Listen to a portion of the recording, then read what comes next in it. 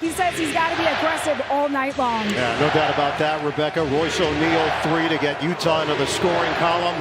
PG13 with a bomb for 3. Clippers spread here.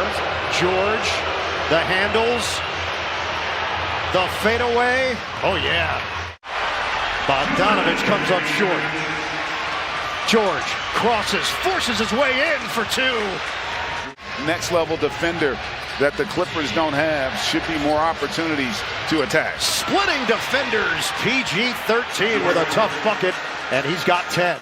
8-0 run for the Jazz. They lead it 51-44. George trying to take it at Gobert. Fade away. Oh, that is silky smooth from PG13. And they've actually turned it over 8 times. Out of the timeout, Paul George. Splash. Turnovers piling up for Utah. George sizing up O'Neal. The drive inside for 2 and a foul. The strength of Paul George and a chance at a 3-point play. Was spaced and they had Gobert outside the paint. Therefore, he can't get over in time to help on the contest. Don't try to be a playmaker there.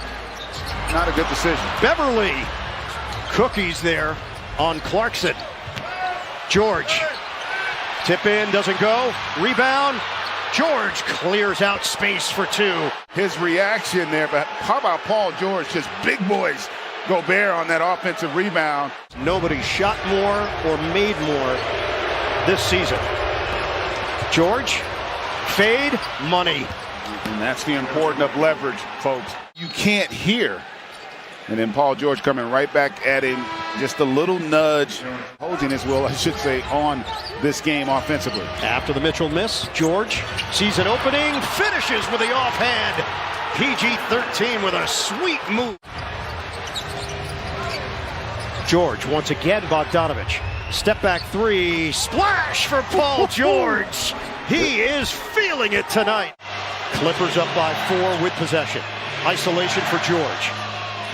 George is fouled, and he's got it!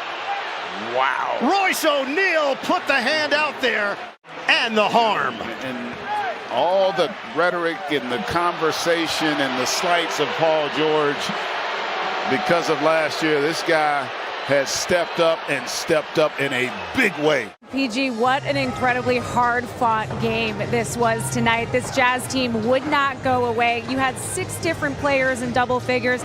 Can you describe the resiliency that your squad showed playing this game without Kawhi Leonard tonight? Yeah, this was, I thought this was our toughest matchup this postseason.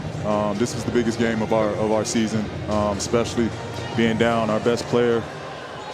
We wish Kawhi the best in the speedy recovery, but we knew coming into this, we had to play together, we had to step up. But we didn't have to overly do it. I thought everybody played their roles. We did a great job. We played collectively. And against this team, you have to, we limited our turnovers, and I thought that's what was the key tonight. When you took a look at the first half, they shot lights out. Then in the second half, you held them to just 3 made threes in the entire second half. Defensively, what was the key there? Just stick with it. I mean, I thought a lot of their threes were tough ones. We didn't overreact. They came out hot. Good thing about it was we was able to weather the storm. We came down. We attacked them on offense as well. We just took their blows. We took their punches. But I know we just thought they couldn't sustain that over a full 48 game.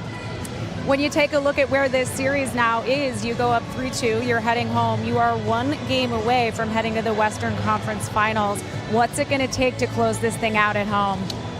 Put this one behind us. Get ready for a rocking crowd back in LA. Unbelievable opportunity we got waiting for us back home. We just got to go into the mindset that we don't want to come back to Utah. PG, congrats. Thank you. Hey, Mom. Hey, Dad. Shout out to Mom and Dad, George. Always, always.